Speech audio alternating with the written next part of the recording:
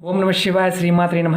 మిత్రులకి శ్రేయోభిలాషులకి అలాగే నన్ను ఎంతగా ఆదరిస్తున్న యూట్యూబ్ ప్రేక్షకులందరికీ కూడా పేరు పేరు ధన్యవాదాలు. మిత్రులారా, మీ అందరికీ కూడా ఆ పరాదేవత ఎల్లవెల్లలా మీతో ఉండి మీ మనోవాంఛ నెరవేర్చాలని మనస్ఫూర్తిగా కోరుకుంటున్నాను. ఈరోజు మనం ఒక తేలికైన అద్భుతమైన ఉపాయం తెలుసుకుందాం. ఈ ఉపాయానికి పిడికిడి బియ్యం కావాలి, కొంచెం తేనె కావాలి, కుంకుమ, ఒక క్లాత్, అలాగే రాగి లోటా కానీ, చెంబు కానీ, గ్లాస్ కానీ, పాత్ర, రాగి పాత్ర ఏదైనా కావాలి. అసలు ఎందుకు చేయాలి? చాలామంది మిత్రులు మెయిల్స్లోను కామెంట్స్లోనూ, గురువుగారు మాకు ఏది చేసినా కలిసి రావడం లేదు, ఏ ఉపాయం చేసినా మాకు కలిసి రావడం లేదు, పదే పదే అన్ని ఆటంకాలు వస్తున్నాయి, పదే పదే మా జీవితంలో సమస్యలు ఎదుర్కొంటున్నాము, ఎందువల్ల? మీరు చెప్పిన ఉపాయాలు కావచ్చు, పూజలు కావచ్చు, ఇలాంటివి ఎన్నో చేస్తున్నాము, మాకు కలిసి రావడం లేదు, ఎందువల్ల? మిత్రులారా, చాలామందికి తెలియదు ఏంటంటే, మన జాతకంలో సూర్యభగవానుడు నీచంగా ఉన్న, బలహీనంగా ఉన్న కొన్ని సమస్యలు ఎదురవుతాయి. అలాగే మనకి పితృదేవతల పట్ల, అంటే మన పూర్వీకుల్ని మనం సరిగ్గా పట్టించుకోం. వారికి అంటే పిండ ప్రదానాల దగ్గర నుంచి, అలాగే వారికి సంబంధించిన శారదకర్మలు, అలాగే సంవత్సరానికో నెలకి అమావాస్య పౌర్ణానికి వారికి చేయవలసిన కొన్ని పనులు మనం చేయం, అన్నీ వదిలేస్తాం. దానివల్ల మన జీవితంలో విపరీతమైన సమస్యలు వస్తాయి. ఆ సమస్యలు ఎలా ఉంటాయో మీకు తెలియచేస్తాను. అవి ఉన్నవారు మాత్రమే ఈ ఉపాయాన్ని చేయండి. అలాగే మీకు ఈ వీడియో నచ్చినట్లు లైక్ చేయండి, నా ఛానల్ సబ్స్క్రైబ్ చేసుకోండి, పక్కనే ఉన్న గంట సింబల్ యాక్టివేట్ చేసుకోండి, 10 మంది మిత్రులకి షేర్ చేయండి. మీరు బాగా గుర్తుంచుకోండి, మీ మీద మీ పెద్దల యొక్క కోపం ఉంది అంటే, పితృదేవతల కోపం ఉంది అంటే కొన్ని ఇండికేషన్స్ ఉంటాయి. ఆ ఇండికేషన్ చెప్తాను. మీకు మీ చనిపోయిన వారు, మీ పెద్దలు, తాతలు, ముత్తాతలు, వాళ్ళందరూ కల్లోకి వస్తూ ఉంటారు. అది వచ్చింది అంటే మీరు కంపల్సరిగా మీ పితృదేవతలకి, వారికి చేయవలసిన కొన్ని పూజలు, కర్మలు, అలాగే ఆచరించాల్సిన అన్నీ చేయాలని అర్థం. అలాగే మీరు తింటున్న ఆహారంలో ఎప్పుడూ కూడా వెంట్రుకలు వస్తున్నాయి అనుకోండి. మీరు రోజు భోజనం చేస్తున్నారు, మీ భోజనంలో వెంట్రుకలు వస్తున్నాయి, అది ఇంట్లోంచి ఎలాగో పడ్డాయి అనుకోవచ్చు. మీరు బయటికి వెళ్ళినప్పుడు హోటల్లో కూడా మీకు అలాగే వస్తున్నాయి అనుకోండి. మీ మీద మీ పెద్దలు ఎవరైతే పూర్వీకులు ఉన్నారో మీకు మీ మీద కోపంగా ఉన్నారని అర్థం. అంటే మీకు పితృదోషాలు ఉన్నాయని అర్థం. అలాగే కొంతమందికి రెగ్యులర్గా కాకపోయినా ఇంట్లో శుభ్రంగా ఉన్నప్పటికీ కూడా ఇంట్లో దుర్వాసన వస్తూ ఉంటుంది, ఏదో ఒక మకిలి వాసన. అలా అంటే శుభ్రంగానే ఉంటుంది ఇల్లంతా, కానీ అలా ఉంది అంటే మాత్రం, అలా వస్తుంది అంటే మీ మీద మీ పెద్దల యొక్క కోపం ఉందని అర్థం. దాన్ని పితృదోషంగా గమనించాలి. అలాగే కొంతమందికి మామూలుగానే శుభకార్యాల్లో అవాంతరాలు వస్తాయి. పెళ్లి సంబంధం కుదురుతుంది, పెళ్లి సంబంధం కుదిరిన తర్వాత ఏదైనా ఒక ఫంక్షన్ చేద్దాం అనుకుంటారు, ఆ ఫంక్షన్ సరిగ్గా ఆగిపోవడం జరుగుతుంది. కొంతమందికి పెళ్ళిళ్ళు ఆగిపోతాయి, కొంతమందికి పెళ్ళి అయిన తర్వాత చిన్న చిన్న గొడవల ద్వారా విడాకుల దాకా వెళ్ళిపోతారు. అలాగే ఇంకొకటి ఏంటంటే, చాలా వరకు ఇంకొక భయంకరమైన విషయం ఏంటంటే మనం గమనించాం, పిల్లలు చాలా లేటుగా కలుగుతారు, సంతానం కూడా ఒక్కొక్కసారి కలగకపోవచ్చు. సంతానం కలగడం లేదు అంటే మీరు గుర్తుంచుకోవాల్సింది ఏంటంటే, మీ మీద పితృదోషం ఉందని అర్థం. కాబట్టి మీరు ఇలాంటి లక్షణాలు ఉన్నవారు ఎవరైనా సరే పితృదోష పరిహారం చేయించుకోవాలి. ఈ ఉపాయాన్ని కూడా చేయటం వల్ల ఖచ్చితంగా మీకు ఆ దోషం నుంచి బయటపడడానికి మార్గాలు తెలుస్తాయి.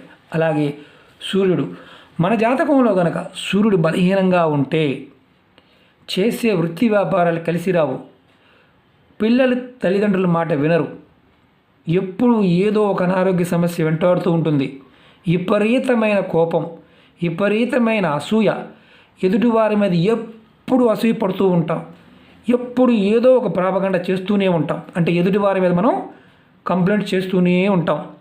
అలాగే ఇంట్లో ఒకరంటే ఒకరికి పడదు, ప్రేమానుబంధాలు ఉండవు. అలాగే ఏదైనా చేద్దామన్నా చెయ్యాలన్నా సమయానికి చేతిలో డబ్బులు రావు. ఇలాంటి లక్షణాలు ఉన్నాయి అంటే మీకు మీ జాతకంలో సూర్యబలం తక్కువ ఉందని అర్థం. మీకు సూర్యబలం బాగున్న వారికి కీర్తి ప్రతిష్టలు, మనకి ఆరోగ్యం బాగుంటుంది, బుద్ధి బాగా పనిచేస్తుంది, మనోశక్తి పెరుగుతుంది, గౌరవమైన పదవుల్లో ఉంటారు, వారికి అభివృద్ధి ఆటోమేటిక్గా కలుగుతుంది. మనం ఇలాంటి వాటిల్లో కూడా అన్ని అపవాదులు, ఏదో ఒక ఇబ్బంది ఇలా జరుగుతూ ఉంటుంది. అలాగే మనం కంపల్సరీ గుర్తుంచుకోవాల్సింది ఏంటంటే, మనం ఈ ఉపాయం కూడా సూర్య ఆరాధనకి సంబంధించిన ఉపాయమే. కాబట్టి మీరు ఎవరైనా సరే, ఆడవారైనా మగవారైనా ఈ ఉపాయం చేయవచ్చు.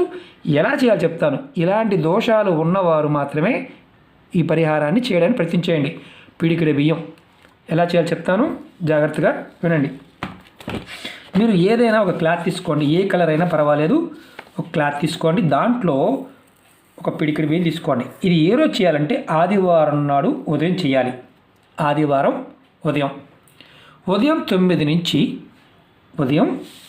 నుంచి మధ్యాహ్నం 12 లోపు చేయాలి. ఇది ఆడవారైనా మగవారైనా ఎవరైనా చేయవచ్చు. కుటుంబంలో ఏదైనా ఇబ్బందులు పడుతున్న వారు మాత్రమే చేయండి. ముందు ఇలా క్లాత్ మీ పూజా మందిరంలో పెట్టండి. తర్వాత మీరు రోజు వాడుకునే బియ్యంలో ఒక పిడికిడి బియ్యం తీయండి.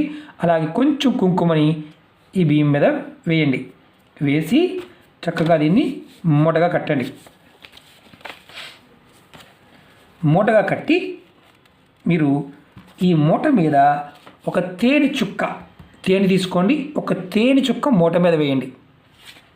మూట మీద వేసి మీరు ఏం చేస్తారంటే, ఈ మూటను మీరు పట్టుకొని మీ ఇంట్లో ఎంతమంది అయితే ఉంటారో సభ్యులు, వారందరూ తల చుట్టూతా ఎవరైనా ఒకళ్ళు చేయొచ్చు. ఇంట్లో ఉన్నవారు ఎవరైనా ఒక్కళ్ళు చేయవచ్చు.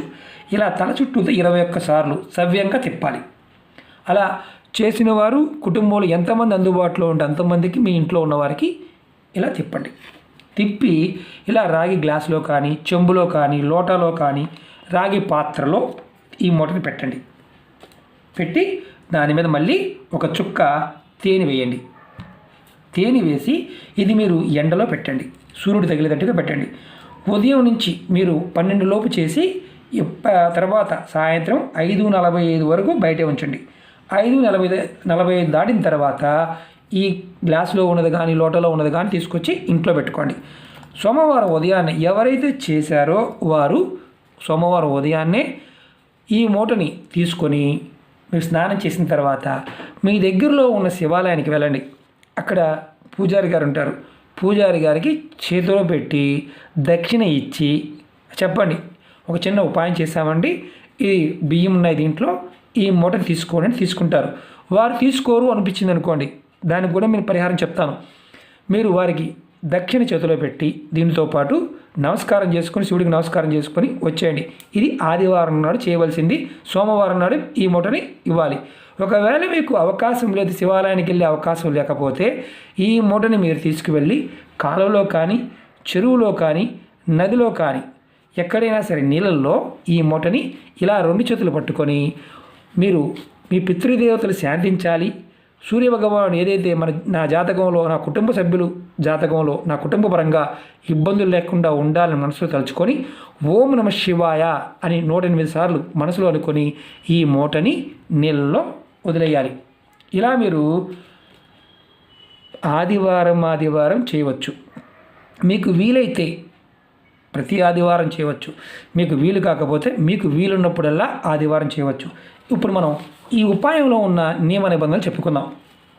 ఈ ఉపాయంలో ఎవరైనా సరే ఇంటిలో నెలసరి ఉన్నప్పుడు చేయవద్దు. ఎవరైనా సరే నెలసరి ఉన్నప్పుడు చేయవద్దు.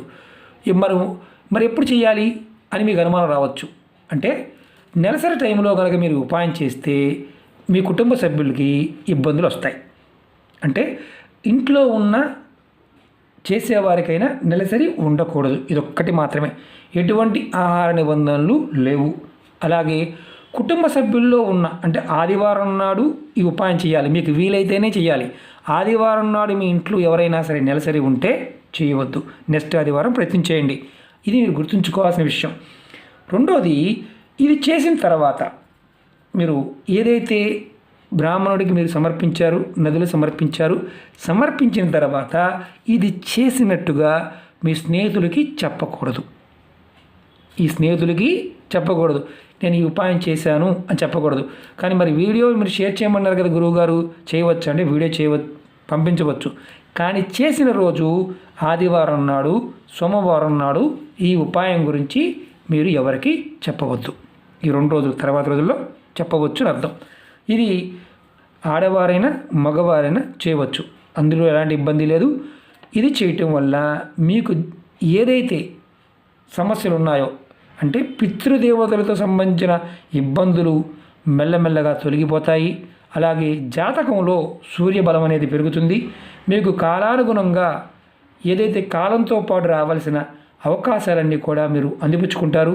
ఆర్థికంగాను, మానసికంగాను, శారీరకంగాను ఉన్నతమైన అవకాశాలు మీకు కలుగుతాయి.